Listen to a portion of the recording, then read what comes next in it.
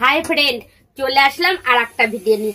আজকে দিদি ভাই কাঁচকলা আর আলু দিয়ে টাটকা তেলাপিয়া মাছ রান্না করবে। তো পুরো ভিডিওটা অবশ্যই দেখবে। তেলাপিয়া মাছটা কিভাবে রান্না করব সেটাই তোমাদের সঙ্গে শেয়ার করব। তো সবার প্রথমে মাছটাকে আমি ভেজে নেব। এদিকে দেখো মাছটাকে লবণ আর হলুদ দিয়ে দিয়েছি। তো এই দেখো এই সাইজের মাছ দুটো, মানে দু টুকরো হয়েছে, মাথা এক টুকরো আর এই যে লেজ এক টুকরো। তো এবার লবণ হলুদটা মাখিয়ে নেবো ভালো করে। চলো সবার প্রথমে মাছটা ভেজে নেব। তো লবণ হলুদটা এদিকে মাখিয়ে নিই। ওদিকে দেখো লবণ হলুদ মাখাতে মাখাতে আমার তেলটা বেশ ভালোভাবে গরম হয়ে গেছে। তো সবার প্রথমে মাছটা ভেজে নেব আর দেখতে থাকো। আশা করি তোমাদের ভিডিওটা ভালো লাগবে।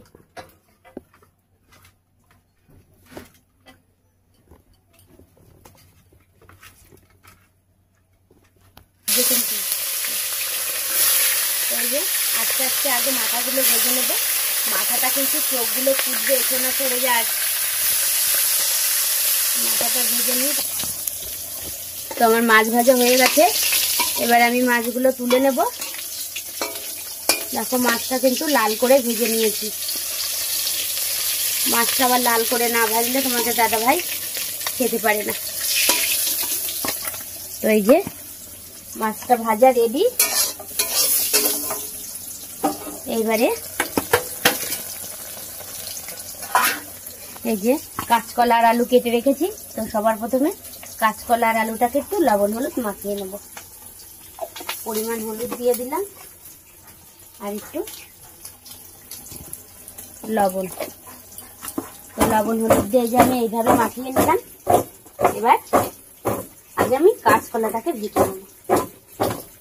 আমি তো বললামই আমি আমার মতো রান্না করি। রান্না তো তোমরা সবাই পারো, কিন্তু আমি এইভাবেই রান্না করি। এবার লবণ হলুদ মাখানো হয়ে গেছে। তো চলো কাঁচকলাটাকে ভেজে নিই। ওর মধ্যে একটু জিরে দিয়ে দিলাম তেলে পরে। এই যে গোটা জিরে দিয়ে দিলাম তেলে পরে। একদম যে প্রচন্ড গরম পড়েছে, এত গরম আজকে তাপমাত্রা যে সোনার স্কুলই 2 দিন 3 দিন গরমের জন্য স্কুল করতে পারছি না, ছুটি দিয়ে দিয়েছে। তো এবার গোটা জিরে তেলের পর দিয়েছি, ওর জন্য এই গরমে হালকা পাতলা ঝোল করব। তো গোটা জিরে তেলের পর দিয়ে এবার কাঁচকলাগুলো আমি ভেজে নিলাম। শুধু এটাতে কাঁচকলা ভাজবো।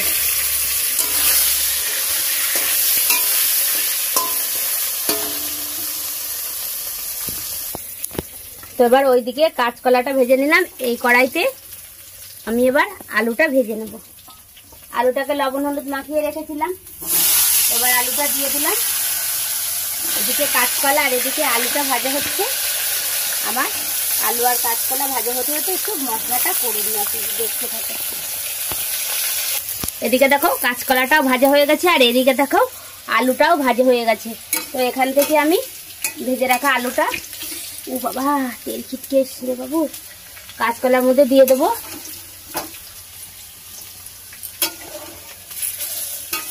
হাতাটা আনলে ভালো হতো, রেখে না। হাতাটা মনে হয় ওই ঘরে রেখে এসছিল, চলাই যাচ্ছে। এইটা না হাতা করে, এইটা তো হাতা না, এটা খুন্তি, এটা হাতা না রে গাধা। এখন হাতা খুন্তি কোনটা চেনে না। যা পড়ে গেল একটা, পড়ুক। এই আলুগুলো ভালো করে ভাজা ভেজে নিই। তো কাঁচকলা আর আলু একসঙ্গে দিয়ে দিলাম। এবারে আমি চলো দেখাই কি কি মশলা করে এনেছি, কি কি মশলা দেব।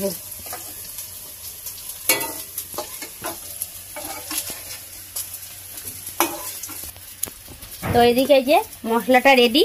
এখানে আদা বাটা, জিরে বাটা আর অল্প কটা কাঁচা লঙ্কা, শুকনো লঙ্কা মিক্স করে দিয়েছি। আমরা যেহেতু মশলা অল্প খাই ওর জন্য অল্প পরিমাণে দিয়েছি। তোমরা যেভাবে মশলা খাবে সেই অনুযায়ী মশলা দিও। তো সব মশলাটা আবার দিয়ে দিলাম। মশলাটা দিয়ে এবার ভালো করে কষিয়ে নেব আমি আলু আর কাঁচকলার সঙ্গে। আর এই গরমে কাঁচকলার তরকারি অবশ্যই খাওয়া জরুরি। তো দেখো মশলাটা প্রায় কষানো হয়ে গেছে। এই যে গায়ে কিছু তেল ঝেড়ে দিয়েছে মশলা, এই যে তার মানে আমার কষানো হয়ে গেছে। আর সামান্য একটু কষানো হলেই আমি জল ঢেলে দেবো। ওদিকে দেখো পাশের উনুনে গরম জল হচ্ছে। দিদিভাই কিন্তু সব রেসিপিতেই গরম জল ব্যবহার করে। তো সুন্দরভাবে যদি মশলা না কষানো হয় তাহলে খেতে কিন্তু সেই টেস্টিটা আসে না। তো দেখো এই যে ভালো করে আমি কষিয়ে নিয়েছি। এইভাবে এই যে কষানোটাই মেন। এবার আমি গরম জলটা দিয়ে দেবো। গ্যাসটা বন্ধ করে দিলাম, গরম জলটা দিয়ে দেবো। এই যে হালকা গরম করেছি আজকে, জলটা বেশি মাত্রা গরম হয়নি, পরে দিয়েছিলাম মনে হয়, ওর জন্য বেশি গরম হয়নি। একদম হালকা পাতলা ঝোল করবো। তো ঝোলটা ফুটে উঠেছে। এবারে আমি ভেজে রাখা মাছগুলো দিয়ে দেবো। এই যে ভেজে রাখা মাছ দিয়ে দিলাম। মাছটা দিয়ে একটু নেড়ে নেব। ঝোলের সঙ্গে মিশে গেলেই আমার কিন্তু এই রেসিপিটা পুরো তৈরি হয়ে যাবে। এই যে আর সামান্য একটু ফুটবে, ফুটলেই পুরো রেসিপি তৈরি হয়ে গেছে। তো ফ্রেন্ড, আমার এই ভিডিওটা তোমাদের কেমন লাগলো অবশ্যই কমেন্টে বলবে। আর যদি তোমাদের ভালো লাগে একটা লাইক করে দিও। টাটা বন্ধুরা।